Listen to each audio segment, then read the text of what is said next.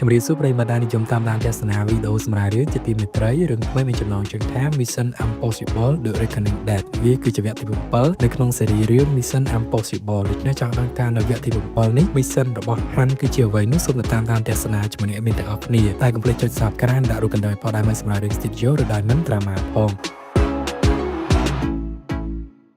ផ្ដើមសាច់រឿងដំបូងឡើងនាវាចម្បាំងរបស់សហភាពរុស្ស៊ីកំពុងតែបើកកាន់តែជ្រៅទៅនៅក្រោមសមុទ្រកកព្រីងស៊ីពេលនោះយើងបានឮសំឡេងកាពីតែនក៏និយាយថារុស្ស៊ីធ្វើបានជោគជ័យនៅក្នុងការផលិតអាវុធមួយដែលវាមានថាមពលខ្លាំងជាងអាវុធនុយក្លេអ៊ែររាប់រយលានដងបន្ទាប់មកទៀតនឹងពួកគេក៏បានចាក់សោអាវុធនោះទុកដែរយើងមើលឃើញថាអាវុធនោះវាដូចជាអាវុធដែលពាក់ព័ន្ធទៅនឹងវិស័យបច្ចេកវិទ្យាអញ្ចឹងហើយពួកគេក៏បានចែកសោរបស់ពួកគេរៀងៗខ្លួនទៅសោគេមានចំនួន2ហើយវាប្រតិកលាគ្នាទៅអាចបើកឬក៏បិទបន្ទប់នោះបាននៅក្នុងបន្ទប់បញ្ជានាវាចម្បាំងហើយវិញហ្នឹងកូនចៅគេក៏បានមើលឃើញថាមាននាវាចម្បាំងមួយនោះបានកំពុងតែសម្ដៅមករកពួកគេហើយពេលនោះពួកគេមានការភ្ញាក់ផ្អើលណាស់ព្រោះគេនិយាយថានាវាចម្បាំងរបស់ពួកគេនោះវាគឺជានាវាចម្បាំងបំបាំងកាយដូច្នេះគ្មានរ៉ាដាឬក៏គ្មានប្រព័ន្ធរបស់ប្រទេសណានៅលើពិភពលោកនោះអាចចាប់ពួកគេបានទេហើយអ្វីក៏ពេលនេះមាននាវាចម្បាំងមួយនោះបានសម្ដៅមករកពួកគេអញ្ចឹងសម្រាប់សម្រួលទៅនឹងមេបញ្ជាការគាត់ក៏បានបញ្ជាឲ្យពួកគេនឹងបាញ់មីស៊ីលក្រោមទឹកទៅរកនាវានោះណាប៉ុន្តែនៅពេលដែលគ្រាប់មីស៊ីលនឹងបានធ្វើដំណើរទៅក្បែរនាវាដែលគេឃើញនៅក្នុងហ្វ្រេកង់បន្ទប់បញ្ជារបស់ពួកគេនោះយើងឃើញថានាវានោះក៏បានបាត់ខ្លួនហើ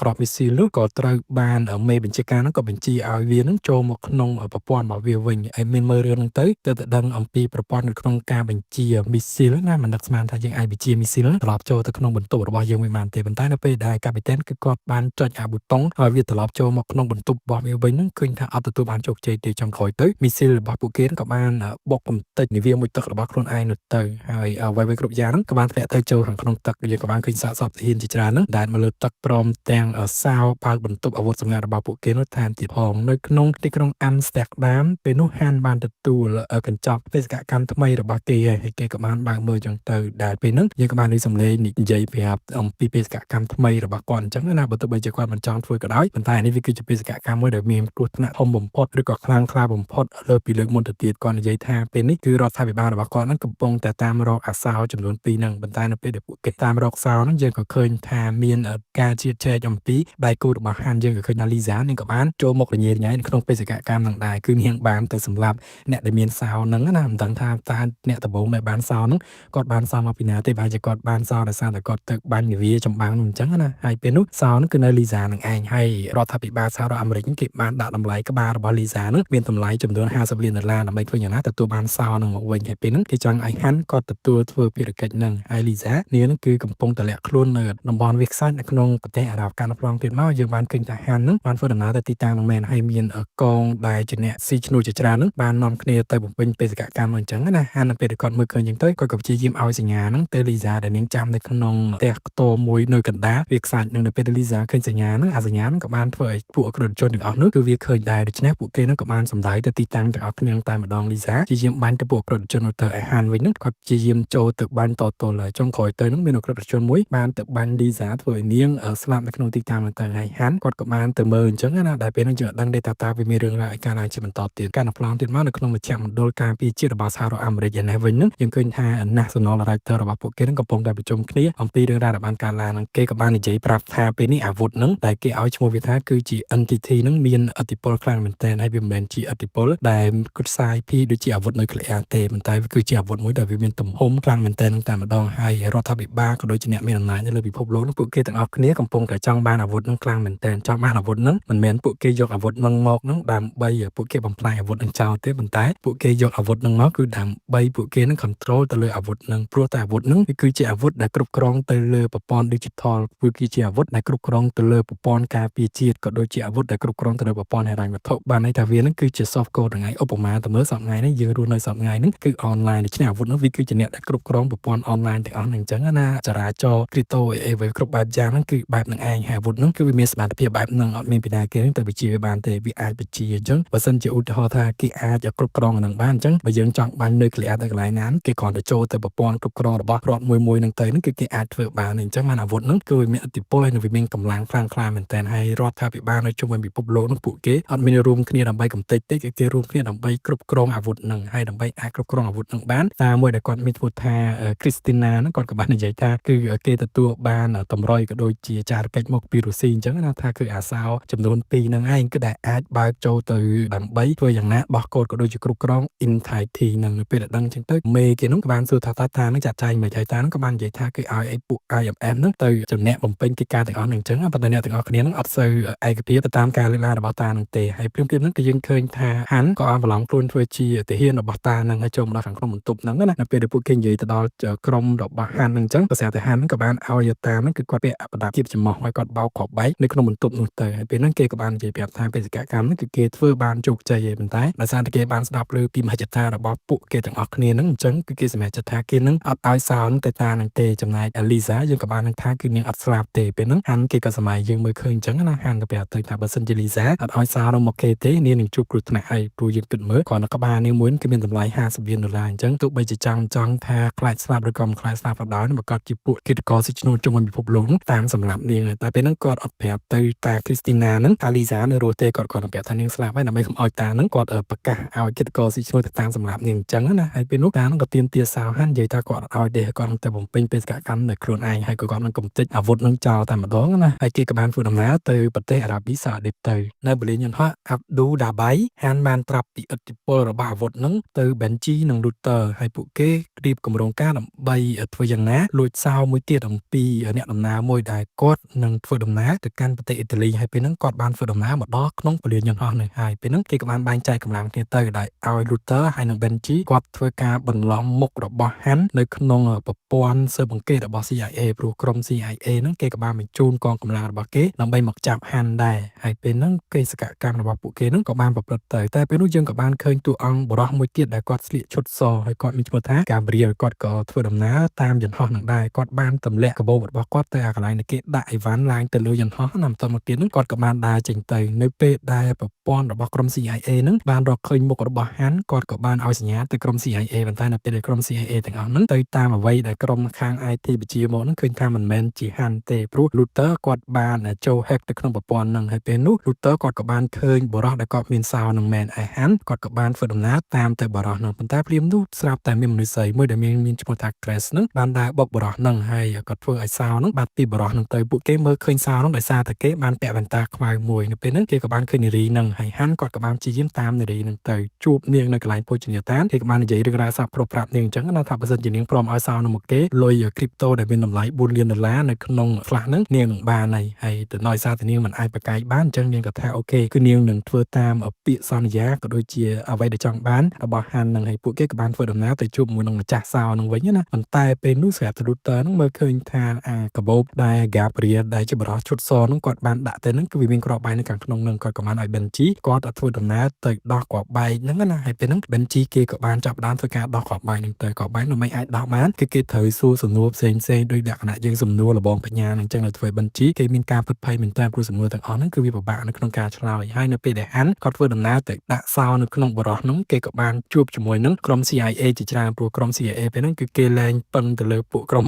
IT បីរកហាន់ទៀតហើយគេដើររកហាន់នៅក្នុងពលានយន្តហោះតែម្ដងណាព្រាមនោះក៏ស្រាប់តែមានមនុស្សស្រីម្នាក់ទៀតហ្នឹងដើរទៅជួបជាមួយនឹងបរិះដែលជាម្ចាស់សោហ្នឹងហើយយើងក៏ឃើញថានាងលើកកំភ្លើងសម្រាប់បរិះដែលជាម្ចាស់សោហ្នឹងទៅប៉ុន្តែនៅពេលដែលហាន់ដើរមកចិត្តគេអត់តាមដឹងទេគេក៏ប្រើឲ្យ Grace នាងយកសោទៅដាក់ប៉ុន្តែគ្រាន់តែ Grace ដើរទៅដល់គេក៏បានឃើញថាបរិះហ្នឹងស្លាប់ហើយហាន់ក៏បានព្យាយាមទៅទាញ Grace មកចឹងទៅដល់ពេលហ្នឹងដោយសារតែពួកគេទាល់ម្ដងទៅទីតាំងណាបានគេក៏បានចូលទៅក្នុងហាងកៅអាវមួយហើយពេលហ្នឹងក៏ស្រាប់តែគេហ្នឹងក៏ពុំតែនិយាយទូរស័ព្ទជាមួយនឹង Luther ដើម្បីរកចម្លើយដោះគ្រាប់បែកអញ្ចឹងណាហើយដោយសារតែរវល់ក្នុងការរកចម្លើយដោះគ្រាប់បែកហ្នឹងក៏ធ្វើឲ្យ Grace នាងបានរត់រួចខ្លួនចឹងទៅហើយពួកគេក៏ដោះគ្រាប់បែកទទួលបានជោគជ័យឯ Grace ហ្នឹងគឺនាងលួចរត់ចេញពីគេបាត់ទៅហើយថែមទាំងយកទាំងសោរបស់គេហ្នឹងទៅជាមួយទៀតហើយសោដែល Grace នាងលួចបានមុនហ្នឹងវាគឺជាសោក្លែងក្លានោះទេហាន់គាត់ក៏បានជួបនឹង Gabriel ហើយបន្តមកទៀតហ្នឹងក៏បានជួបជាមួយនឹងភ្នាក់ងារ CIA ហើយដោយសារតែគាត់មានកម្លាំងខ្លាំងជាងចឹង CIA ទាំងអស់ហ្នឹងដេញតាមគាត់អត់ទាន់ទេគាត់ព្យាយាមដេញតាម Grace ណាប៉ុន្តែនាងក៏បានឡើងយន្តហោះទៅប្រទេសអ៊ីតាលីទទួលបានជោគជ័យចឹងទៅហើយអ្នកផ្សេងៗទៀតហ្នឹងពួកគេក៏បា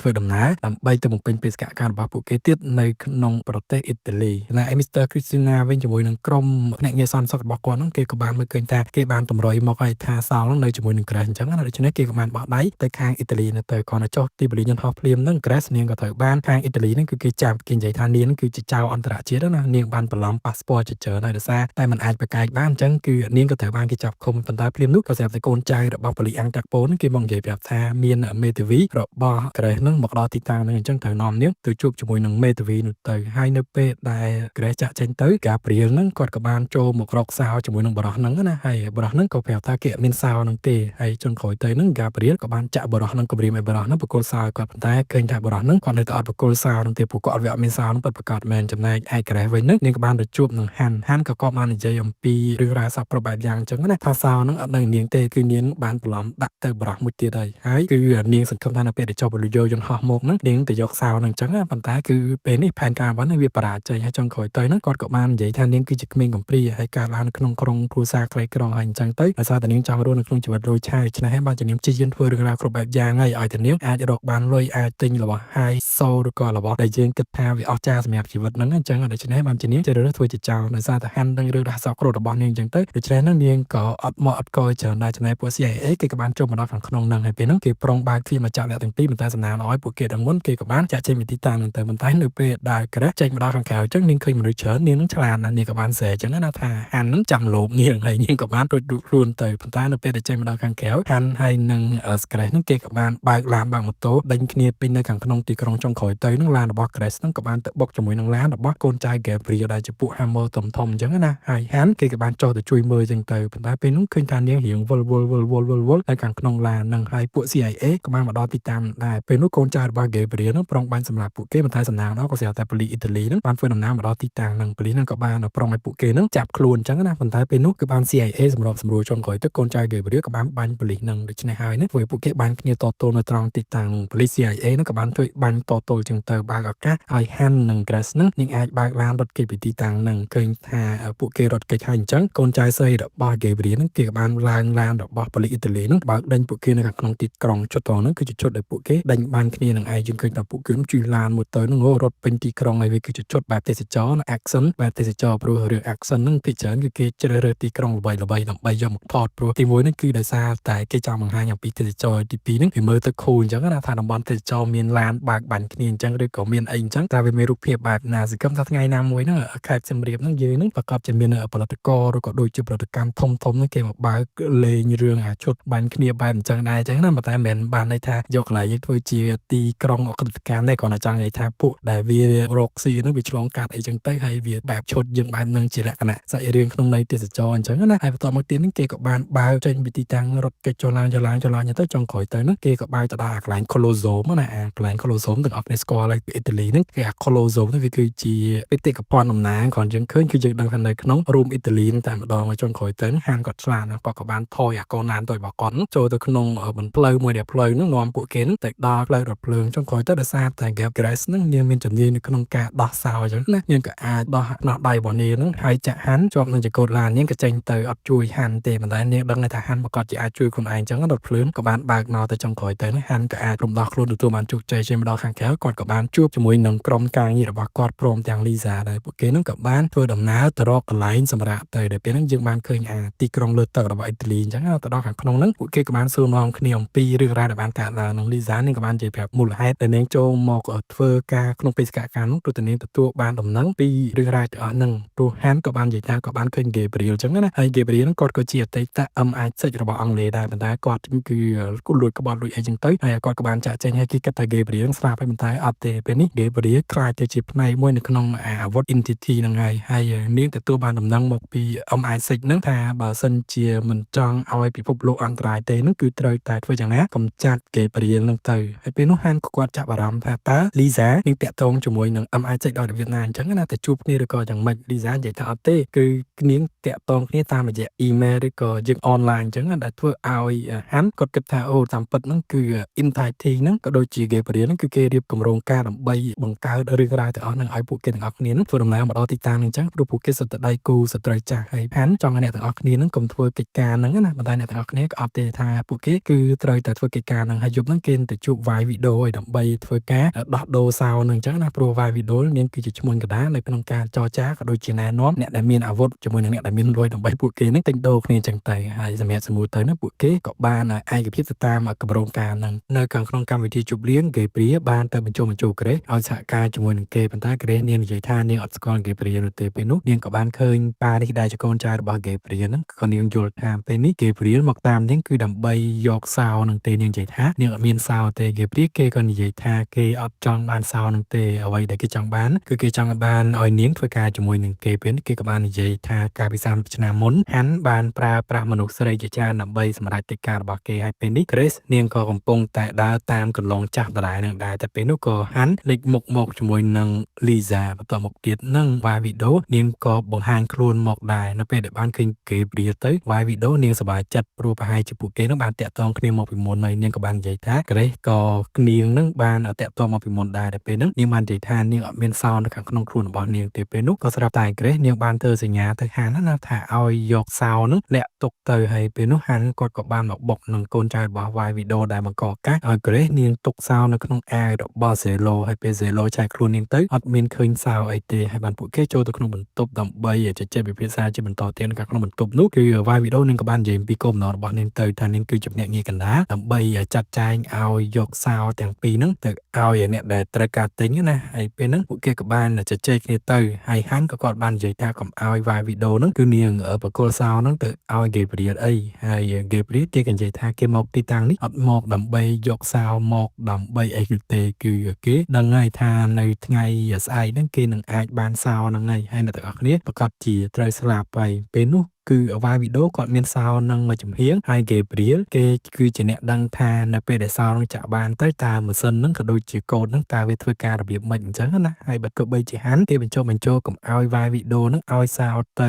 Gabriel ហ្នឹងក៏ដោយប៉ុន្តែ Gabriel ហ្នឹងគាត់បានដឹងពីអនាគតកាលទៅហើយដោយសារតែអាម៉ាស៊ីន Entity ហ្នឹងហើយសម្បីតែកម្មវិធីជប់លៀងហ្នឹងក៏ត្រូវបានរៀបចំដោយ The Entity ហ្នឹងដែរយើងឃើញថាសញ្ញាកូដជាច្រើនហ្នឹងបានលឺឡើងនៅជុំវិញខ្លួនរបស់ពួកគេហាន់បានឲ្យវាយវីដេអូហ្នឹងគុំបកគលសោទៅឲ្យ Gabriel ណាតែ Gabriel ក៏បាននិយាយប្រាប់ថាគេបានដឹងពីអនាគតកាលហើយថាសោហ្នឹងប្រកាសជាត្រូវបានមកគេនៅពេលដែលវាយវីដេអូហ្នឹងនាងធ្វើការដោះដូរក៏ដូចជាយកទៅលក់ឲ្យអ្នកដែលទិញសោហ្នឹងនៅលើរថភ្លើងល្បឿនលឿនណាហើយនៅពេលដែលលឺរថភ្លើងល្បឿនលឿនទៅក៏ធ្វើឲ្យវាយវីដេអូហ្នឹងនាងកាន់តែមានអារម្មណ៍ថាគឺ Gabriel ហ្នឹងគាត់ពិតជាបានដឹងអ្វីៗគ្រប់បែបយ៉ាងមែនចុងក្រោយទៅហ្នឹងគេក៏បាននិយាយថាបន្តិចទៀតមនុស្សស្រីទាំងពីរនាក់នេះប្រកាសជាមានម្នាក់ត្រូវស្លាប់ហើយបើមិនជា Grace ទេក៏ Lisa ដែរហើយហាន់គេខឹងមែនតើប៉ុន្តែដោយសារតែកូនចៅរបស់វាយវីដេអូហ្នឹងគេអត់មានជំរើសហើយទន្ទឹមនឹងដែរនាងខ្លាចខ្លួនឯងស្លាប់ដែរអញ្ចឹងដូច្នេះពួកគេក៏សន្យាថាជួបគ្នានៅលើរថភ្លើងល្បឿនលឿននោះទៅពេលនោះវាយវីដេអូនាងកំពុងតែគិតហើយតើត្រូវយកសោហ្នឹងមកដោយរបៀបណាអញ្ចឹងតែហាន់គាត់ក៏បានប្រើបច្ចេកទេសវាយតទល់ជាមួយនឹងកូនចៅពួកគេទៅតែពេលហ្នឹង Grace នាងក៏បានវាយជាមួយនឹង Zelo ហើយយកសោហ្នឹងទទួលបានជោគជ័យហើយចាក់ចេញពីទីតាំងអស់ទៅឯកូនចៅរបស់វាយវីដេអូវិញអត់អាចតាមទាន់ពួកគេនោះទេហាន់គេព្យាយាមតាមពីក្រោយ Grace ណាប៉ុន្តែពេលហ្នឹង Grace គឺនាងរត់លឿនមែនតើហើយហាន់គាត់ក៏បានបោះដៃទៅឲ្យ Luther និង Benji តើទីតាំងរបស់ Grace ហ្នឹងគេរត់ទៅកន្លែងណាអញ្ចឹងណាប៉ុន្តែអាប្រព័ន្ធ NTT ហ្នឹងបាន hack ចូលទៅក្នុងប្រព័ន្ធនៃការសន្ទនារបស់ Luther ហើយនឹង Han អញ្ចឹងនៅពេលហ្នឹង Han ក៏អត់ដឹងទេថា Entity ហ្នឹងនិយាយជាមួយគាត់ហើយ Entity ហ្នឹងបាននិយាយប្រាប់គាត់ឲ្យនាំទៅដល់ទីតាំងមួយដែលកូនចៅរបស់ Gabriel គេរងចាំនៅទីតាំងនោះរួចស្រេចហើយគ្រាន់តែ Han ទៅដល់ភ្លាមហ្នឹងគឺពួកគេនឹងសម្លាប់ Han ចោលតែម្ដងណាចំណែកឯ Grace ហើយនឹង Lisa វិញហ្នឹងពួកគេក៏ព្យាយាមរត់ទៅប៉ុន្តែ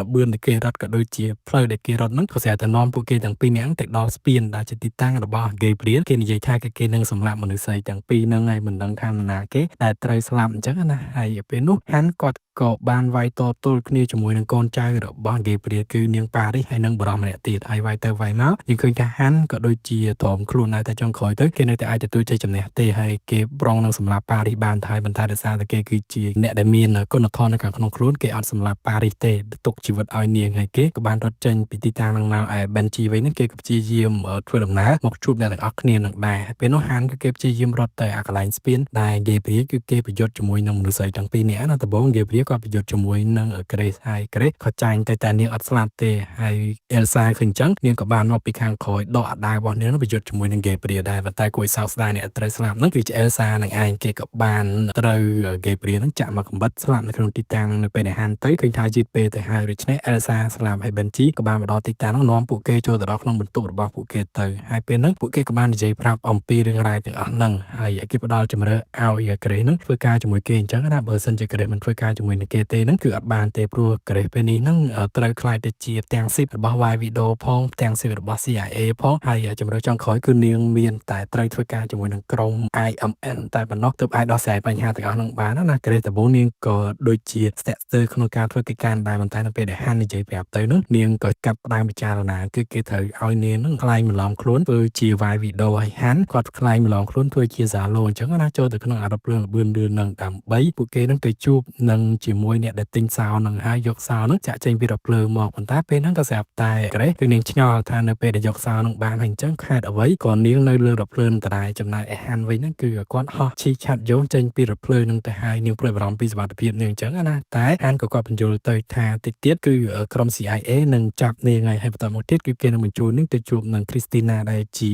មេរបស់ហាន់នឹងឯងគឺអាប៉ែមួយដែលគាត់ធ្វើការជាមួយនឹង IMF ណា Mission Impossible Fox នឹងបានន័យថាឲ្យក្រេះនឹងនាងចូលទៅធ្វើការងារនៅជាមួយនឹងពួកគេដែរប៉ុន្តែនាងក៏និយាយថានាងអត់ចង់បានកិច្ចការឬក៏នាងអត់ចង់ធ្វើការនឹងទេគឺគ្រាន់តែនៅពេលដែលនាងជួយសម្រាប់កិច្ចការនឹងហើយនឹងសូមឲ្យនាងខ្លាយទៅជាមនុស្សមួយដែលមានជាប់ពិរុទ្ធនៅខាងក្នុងខ្លួនអញ្ចឹងណាតែ Luther មិនមែនជីគេក៏និយាយទៅថាសម័យហើយបើយើងរស់នៅអត់មានបាក់អត់មានសម្ព័ន្ធនឹងអត់មានពីណាគេការពារយើងនឹងយើងមកកាប់ចិត្តត្រូវស្លាប់ភ្លាមនោះតែម្ដងហើយដោយសារតែនាងដឹងរឿងច្រើនទៀតដូច្នេះមិនប្រកាសទេថានាងអាចរស់លើពី24ម៉ោងអញ្ចឹងណាពេលនោះនាងក៏និយាយថាឥឡូវបើសិនជាអញ្ចឹងខ្ញុំសូមឲ្យហាន់នឹងជួយការពារនាងផងអញ្ចឹងណាហាន់ក៏គាត់និយាយថាគាត់អត់សន្យាទេប៉ុន្តែគាត់នឹងព្យាយាមឲ្យអស់វេលាភាពរបស់គាត់ហើយបានពួកគេនឹងក៏បានឯកភាពគ្នាទៅពេលនោះគឺ Luther គាត់ក៏បានគល់សម្ភារៈបច្ចេកទេសដើម្បីឲ្យហាន់នឹងគឺគាត់ធ្វើការ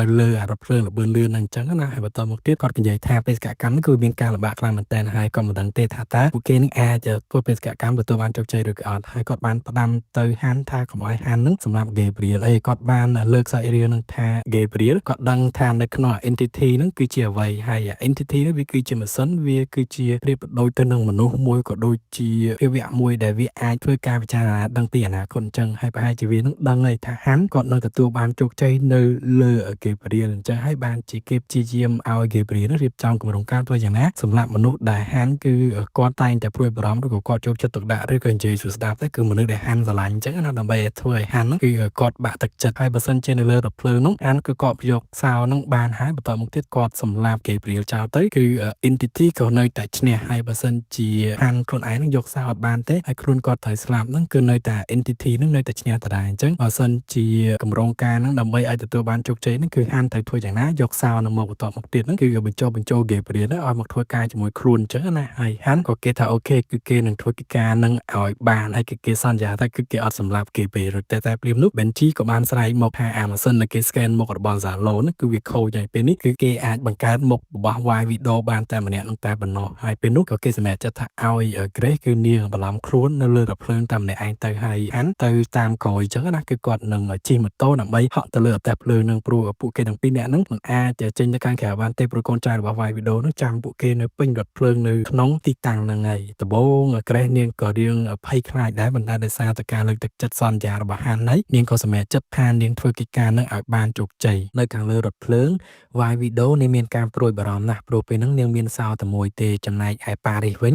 នាងបានទៅវាយអ្នកបើកអត្តភ្លើងហើយនាំ Gabriel ចេញមកខាងក្រៅទៅពេលនោះ Gabriel គាត់បានទៅសម្លាប់តៃកុងបើករថភ្លើងហើយគាត់បានទៅផ្ដាច់ហ្វ្រាំងរថភ្លើងហើយយកតៃកុងដែលគាត់បានសម្លាប់ហ្នឹងចងភ្ជាប់ជាមួយនឹងខ្សែប្រាំងហើយគាត់បានបន្ថែមល្បឿនរថភ្លើងឲ្យវាធ្វើដំណើរកាន់តែលឿនទៅខណៈពេលដែលរថភ្លើងវាបានធ្វើដំណើរកាន់តែលឿនទៅដូច្នេះហាន់ដែលគាត់បានជិះម៉ូតូដើម្បីប្រុងហក់ឡើងទៅលើរថភ្លើងគឺគាត់អត់អាចធ្វើទទួលបានជោគជ័យនោះទេហើយពេលហ្នឹងពួកគេក៏បានរកវិធីសាស្ត្រថ្មីហើយ Benji គាត់ក៏បានណែនាំឲ្យហាន់ហ្នឹងគាត់ធ្វើដំណើរឡើងទៅខាងលើភ្នំអញ្ចឹងដើម្បីរកផ្លូវថ្មីហើយរកវិធីសាស្ត្រថ្មីហក់មកលើរទេះភ្លើងហ្នឹងហើយនៅខាងក្នុងរទេះភ្លើងជាបន្តទៀតនោះគឺ Y Video នាងក៏បានចូលទៅសម្រាប់តែនាងឲ្យ Zalo នៅចាំផ្លូវប៉ុន្តែពេលនោះក៏ស្រាប់តែ Grace គឺនាងបានបង្ហាញខ្លួនមកនៅក្នុងរូបរាងរបស់ Y Video ដែលធ្វើឲ្យនាងហ្នឹងគឺអញញ៉ៃគិតនៅក្នុងខួរក្បាលមិនដឹង ដឹងថាវាមានរឿងរ៉ាវអីកើតឡើងអញ្ចឹងណាចុងក្រោយទៅហ្នឹងនាងក៏បានចាក់ថ្នាំសន្លប់ទៅវាយវីដេអូទៅ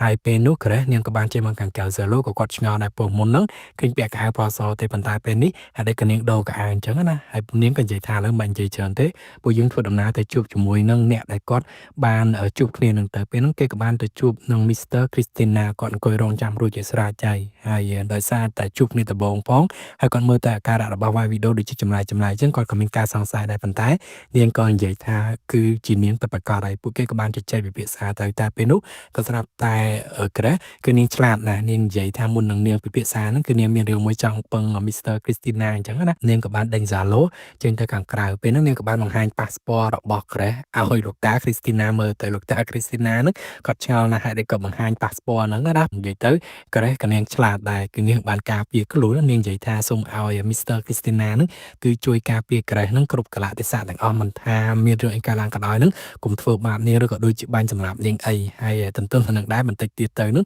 គឺនាងនឹងលែងចងចាំការសន្ទនាហ្នឹងហើយសូម្បីតែវាយវីដេអូហ្នឹងគាត់អាចសម្រាប់នាងបានដែរហើយតា Christina ហ្នឹងគាត់ក៏ថាអូខេហើយបានពួកគេហ្នឹងក៏បានបង្ហាញសោជាមួយនឹងគ្នាទៅហើយគេក៏បានយកសោហ្នឹងយកមកដាក់ទៅតើវាត្រូវគ្នាអត់ភ្លាមហ្នឹងសោហ្នឹងក៏វាត្រូវគ្នាប្រកបបែនសោបើវាត្រូវគ្នាវាលេខពណ៌ក្រហមហើយនឹងពណ៌សហើយតាហ្នឹងក៏បានឲ្យក្រេះនាងបំពេញលេខគណលេខធនាគាររបស់នាងទៅដែលមានចំនួន100លានគ្រីបតូណាហើយនាងក៏បានបំពេញនាងរំភើបញាប់ញ័រនៅខាងក្នុងចិត្តខ្លាំងមែនតែនចំណែកឯហាន់វៃហ្នឹងគាត់ក៏បានឡាយទៅដល់ខាងលើកំពូលភ្នំហើយពេលហ្នឹងគឺគាត់និយាយថាធ្វើមិនទៅបើសិនជាគាត់មកដល់លើកំពូលភ្នំនេះតើអាចឲ្យគាត់ហ្នឹងហក់ទៅលើអធិភ្លើនឹងមិនបានជាគាត់ខឹងពេកហើយពេលហ្នឹងគឺគាត់រកមជ្ឈបានឃើញគាត់និយាយថាគាត់អត់ដឹងថាត្រូវធ្វើមិនទេប៉ុន្តែគាត់ជឿជាក់លើសមត្ថភាពរបស់ហាន់ក៏គាត់នឹកឃើញថាមានតែគាត់ហ្នឹងគឺជិះម៉ូតូទៅលើទីទួលហ្នឹងហើយហក់ពីខាងលើទីទួលហ្នឹងមកហើយពេលហ្នឹងគាត់ក៏បានជិះម៉ូតូយ៉ាងលឿនហក់មកពីខាងលើកំពូលភ្នំហ្នឹងហើយបោះម៉ូតូហ្នឹងចុះទៅខាងក្រោមណានៅក្នុងរឿងវគ្គហ្នឹងគឺអាឈុតហ្នឹងឯងគឺជាឈុតដែលគេគិតថាវាអស្ចារ្យខ្លាំងជាងគេព្រោះជិះម៉ូតូឡើងទៅលើកំពូលភ្នំហើយហក់ចុះមកមែនតែនថមគ្រូ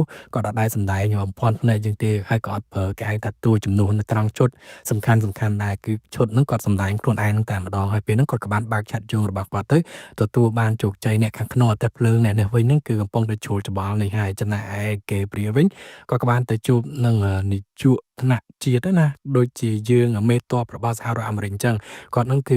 ប្រៀបធៀបទៅលំដាប់នៅក្នុងក្រសួងខ្មែរយើងវាចិត្តទៅដល់រដ្ឋមន្ត្រីក្រសួងការពារជាតិហើយគឺអ្នកដែលធ្វើការពាក់ព័ន្ធទៅនឹងវិស័យជាតិសំខាន់អញ្ចឹងណាពេលហ្នឹងគាត់ក៏បានទៅជួបនឹង Gabriel ទៅហើយគាត់គឺចង់បានសោហ្នឹងមកពី Gabriel អញ្ចឹងគាត់និយាយប្រាប់ថា Gabriel ដឹងហើយថាពេលនេះគឺវាយវីដេអូនោះនាងកំពុងតែចរចាដើម្បីយកសោជាមួយនរណាគេហើយគាត់អាចទៅយកសោនឹងបានហើយ Gabriel គេក៏សួរទៀតទៅថាហេតុអីក៏គេចាំបាច់សហការជាមួយនឹង Mr នឹងអញ្ចឹងណាហើយតាហ្នឹងក៏គាត់និយាយថាដោយសារតែគាត់ហ្នឹងដឹងពីទីតាំងរបស់ entity ហ្នឹងវានៅត្រង់ទីតាំងណាគឺនៅក្រោមបានសមុទ្រនឹងឯងប៉ុន្តែតាហ្នឹងក៏គាត់ភ្លេចហើយថា Gabriel ហ្នឹងគេក៏ជាអ្នកដឹងរឿងរ៉ាវទាំងអស់ហ្នឹងដែរគាត់ក៏និយាយទៅតាមពិត Edwin ដំបងគិតថាប្រហែលជារុស្ស៊ីហ្នឹងគឺវាខូចប៉ុន្តែតាមពិតនៅក្នុងវគ្គនេះអាមេរិកហ្នឹងខូចជាងរុស្ស៊ីទៅទៀតគឺអាមេរិកហ្នឹងឯងជាអ្នក hack ប្រព័ន្ធរបស់អានាវាមុជទឹកបំបាំងកាយរបស់រុស្ស៊ីហ្នឹងប៉ុន្តែដោយសារតែប្រព័ន្ធ hack AI ហ្នឹងគឺអាមេរិកវាអាចគ្រប់គ្រងបានអញ្ចឹងណាហើយប្រព័ន្ធហ្នឹងក៏ស្រាប់តែវាបំលែងខ្លួនមិនឲ្យមានពីណាបជាវាទេហើយពេលហ្នឹងវាក៏បានធ្វើឲ្យមានក្របបែកនៅខាងក្រោមទឹកហ្នឹងដែរវាដូចជាក្របបែកបំបាំងខ្លួនអញ្ចឹងណាបោកបញ្ឆោតដើម្បីនិយាយទៅគឺអត់មានពីណាបជាវាទេគឺវាចេះឆ្លាតខ្លួនវាដឹងថាត្រូវធ្វើម៉េចដើម្បីយកឈ្នះនៅក្នុងហេតុការណ៍ហ្នឹងណាហើយពេលហ្នឹងទៅគេនិយាយថាបន្ទាប់ពីហ្នឹងមកទៀតគឺយើងអាចគ្រប់គ្រងវាបានទេហើយបើសិនជាយើងមានសោហ្នឹងគឺយើងអាចទៅគ្រប់គ្រងវាបានហើយគាត់ក៏ឲ្យ Gabriel សហការជាមួយគាត់ហើយនិយាយថាបើសិនជា Gabriel សហការមួយគាត់ហ្នឹងគឺពួកគេនឹងបង្កើតរដ្ឋថ្មីហើយពួកគេនឹងគ្រប់គ្រងពិភពលោកទាំងពីរនាក់លក្ខណៈបែបហ្នឹងឯង Gabriel គឺគេថាអូខេស្ដាប់មើលទៅទំនងដែរហើយដើម្បីអាចបំផ្លាញឬក៏អាចគ្រប់គ្រង entity ហ្នឹងបានហ្នឹងវិធីសាស្ត្រគឺយកoriginal code របស់ entity ហ្នឹងយកទៅដាក់នៅក្នុងម៉ាស៊ីនហ្នឹងទៅគេអាចធ្វើការបញ្ជាក៏ដូចជាគ្រប់គ្រងដោយ entity នឹងបានហើយចុងក្រោយទៅ Gabriel ក៏ថាអត់អីទេឥឡូវខ្ញុំដឹងរឿងរ៉ាវសពគ្រប់បែបយ៉ាងហើយអញ្ចឹងមិនបាច់មានតាឯងទេហើយគេក៏បានចាក់សម្លាប់តានឹងទៅហើយទន្ទឹមនឹងដែរគេក៏ចង់សម្លាប់ប៉ារីសដែរដោយសារតែគេគិតថាប៉ារីសនោះនឹងក្បត់គេព្រោះដោយសារតែហាន់បានទុកជីវិតនាងឲ្យនៅរស់តែពេលហ្នឹងនាងក៏ព្យាយាមតទល់ជាមួយនឹង Gabriel ទៅតែទីបំផុតទៅគឺនាងនៅទៅត្រូវ Gabriel ចាក់មកក្បត់ដដែលទេហើយ Gabriel គេក៏ព្យាយាមរត់ទៅរកហាន់ទៅចំណែកឯ វាយវីដេអូយើងវិញហ្នឹងដល់ពេលដែលនាងភ្ញាក់ពីការស្លាប់ហ្នឹងនាងរត់ទៅជួបជាមួយនឹងតា Christina អញ្ចឹងប៉ុន្តែពេលនោះគឺវាយវីដេអូខ្លាំងៗកេរេរបស់យើងនៅពេលដែលអាហ្នឹងវាគ្រប់100%ក៏ស្រាប់តែនាងនឹកឃើញថា នាងអត់គួរធ្វើអញ្ចឹងទេនាងក៏បានចុច decline ហើយបន្តមកទៀតណាហើយនាងក៏បាននិយាយថាគឺនាងមានអារម្មណ៍ថាមិនបាច់លក់យកលុយអីទេឲ្យតាហ្នឹងប៉ុន្តែតាមពិតហ្នឹងគឺនាងបោកតាហ្នឹងទេនាងក៏ធ្វើជាដួលអញ្ចឹងទៅហើយនាងលក់យកសោហ្នឹងចេញទៅហើយគាត់នាងចេញបានបន្តិចហ្នឹងវាយវីដេអូមែនតើក៏បានបង្ហាញខ្លួនបានគេដឹងថាពួកគេហ្នឹងគឺចាញ់បោកក្រេះហើយគេក៏បានដេញចាប់ក្រេះទៅឯហានវិញហ្នឹងគឺគេហក់ឆាត់យកនៅខាងលើណោះពេលហ្នឹងគឺគេហ្នឹងព្យាយាមហោះដើម្បីមកបុកជាមួយនឹងអតិភ្លើងហ្នឹងនៅខាងក្នុងអតិភ្លើងនេះវិញឃើញថាភ្នាក់ងារ CIA ហ្នឹងគេក៏បានដេញតាមក្រេះចឹងទៅដេញតាមពេលហ្នឹងគឺគេចាប់នាងជាប់ហើយគេព្យាយាមចង់សម្លាប់នាងអញ្ចឹងណាប៉ុន្តែសំណាងល្អពេលនោះក៏ស្រាប់តែហានហ្នឹងគឺគេហក់បុកអតិភ្លើងនឹងមកហ្នឹងបុកជាមួយនឹងកូនចៅរបស់ពួក CIA ក៏ដូចជាវាយវីដេអូហ្នឹងអញ្ចឹងអាចសម្លាប់Grace នឹងបានទេហើយពេលនោះ Zalo ហ្នឹងគេក៏បានសម្លាប់អញ្ចឹងធ្លាក់សោត្រង់ទីតាំងហ្នឹងហើយគេសង្ឃឹមថានឹងបានសោហ្នឹងប៉ុន្តែមានណាក៏ស្រាប់តែគេព្រាលគេហក់មកយកសោហ្នឹងទទួលបានជោគជ័យទៅដល់ពេលហ្នឹងពួកគេហ្នឹងក៏គិតថាចេញទៅតទល់ប៉ុន្តែដោយសារតែអត្តភ្លើងគឺវាកាន់តែលឿនទៅហើយហានគាត់សង្ស័យទៅប្រកាសជាមានអីខុសប្រក្រតីអញ្ចឹងគាត់បានឲ្យ Grace នាងទៅបញ្ឈប់អត្តភ្លើងចំណែកគាត់តាម Grace ទៅយកសោហ្នឹងមកវិញពីរនាក់ហ្នឹងគេក៏បានឡើងទៅវាយគ្នាលើដបូលអត្តភ្លើងទៅវាយទៅវាយមកឃើញថាអត់មានពីណាគេទទួលបានជោគជ័យទេបន្តមកទៀតនោះក៏បានវាយគ្នាទៅដល់ផ្លូវក្រោមដីទេក៏ឃើញថានៅតែអត់ទទួលបានជោគជ័យទេចុងក្រោយទៅនោះក៏ស្រាប់តែលេចចេញភ្នាក់ងារ CIA ណាព្រោះនៅពេលហ្នឹងគឺហានគាត់អាចវាយទទួលបានជោគជ័យប្រុងសម្រាប់ Gabriel ហ្នឹងហើយពេលហ្នឹងក៏ស្រាប់តែគាត់ហ្នឹងក៏អត់សម្លាប់ទៅដោយសារតែភ្នាក់ងារ CIA នេះគេស្រែកថាកុំឲ្យសម្លាប់អា Gabriel អញ្ចឹងណាហើយ Gabriel ក៏វាដល់ទីតាំងដែលវាហ្នឹងគឺត្រូវហក់ចុះពីលើដបរថភ្លើងឬមានឡានរបស់វាហ្នឹងចាំទទួលវារួចស្រេចអញ្ចឹងគឺពួក CIA ក៏ចាប់ Gabriel បានហាន់ក៏ធ្វើអី Gabriel នឹងអត់បានដែរប៉ុន្តែពេលហ្នឹង Gabriel វាដឹងទេថាខ្លួនវាហ្នឹងគឺបានបាត់សោអញ្ចឹងណាចំណែកឯ Grace វិញហ្នឹងនាងព្យាយាមឆ្លងចូលទៅអាក្បាលរថភ្លើងនោះហើយនាងក៏បានទៅដោះស្រាយបញ្ហាប៉ុន្តែគឺនាងអត់អាចដោះស្រាយបញ្ហាបានទេព្រោះអាម៉ាស៊ីនប្រាំងហ្នឹងក៏គេវាយកំទេចចោលអញ្ចឹងនាងបាននៅឈរចាំនៅកន្លែងនឹងឯងនៅពេលដែលឃើញថាខ្លួនបរាជ័យក្នុងការចាប់ Gabriel ហើយអញ្ចឹងគាត់ក៏បានព្យាយាមទៅរក Grace ទៅហើយគាត់ក៏ឃើញថាឥឡូវគឺយើងអត់ដឹងថាត្រូវដោះស្រាយយ៉ាងណាទៀតទេហើយពេលនោះ Grace នាងក៏សុំទោសថាដោយសារតែនាងបានជាធ្វើឲ្យបានសោហ្នឹងតែហានក៏បានបង្ហាញសោថាគាត់បានសោចំណែកឯ Gabriel វិញនៅពេលដែលគេអត់បានសោមានតែដូចកេះអញ្ចឹងគឺគេខឹងនឹងហានមែនតែនតែម្ដងណាហើយដំណោះស្រាយដើម្បីដោះស្រាយបញ្ហាអតេះភ្លើងហ្នឹងគឺគេបបាច់អាក្បាលអតេះភ្លើងនោះទៅប៉ុន្តែនៅក្រោមស្ពានអតេះភ្លើងហ្នឹងគឺមានគ្រាប់បែកព្រោះ Gabriel វាបានបាក់នីតិឲ្យផ្ទុះនៅរយៈពេល3នាទីទៀតហើយនីតិគេចាប់ផ្ដើមលោតទៅហើយពួកគេក៏ដោះក្បាលរថភ្លើងទទួលបានជោគជ័យហើយអាផ្លូវហ្នឹងក៏វាបានផ្ទុះអញ្ចឹងណាដូច្នេះក្បាលរថភ្លើងក៏បានធ្លាក់ទៅខាងក្រោមប៉ុន្តែដោយសារតែកម្លាំងនៃការផ្ទុះហ្នឹងវាលឿនខ្លាំងពេកអញ្ចឹងគឺរថភ្លើងគឺទោះបីជាវាដោះក្បាលហ្នឹងបានចម្ងាយហ្នឹងក៏ដោយឃើញថាវាធ្លាក់បន្តកតុយមកណាហើយពួកគេទាំងពីរក៏ព្យាយាមតោងសដៅអតេះភ្លើងឲ្យជិតមើលកន្លែងហ្នឹងយើងឃើញថាបើសិនជាមនុស្សមែនតែនប្រកាសជាមិនស្រួលហ្នឹងស្លាប់អស់ហើយប៉ុន្តែដោយសារតែពួកគេនេះគឺជាអ្នកដែលបានហ្វឹកហាត់ត្រឹមត្រូវអញ្ចឹងគឺគេអាចរកបច្ចេកទេសរត់បានរហូតទៅដល់ឈុតចុងក្រោយហ្នឹងគឺឃើញថាដូចជាយើង